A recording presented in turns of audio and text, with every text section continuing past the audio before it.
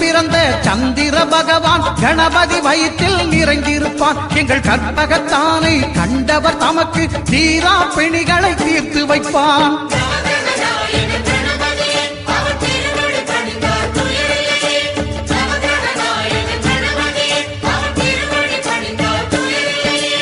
ஒன்பது கோளும் ஒன்றாய் காண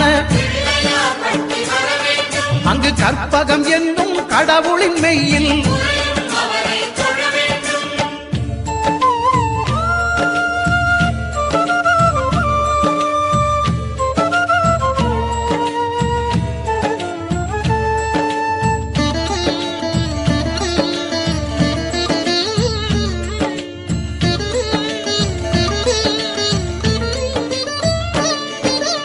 அங்காரகன் அவன் தங்கும் இடமே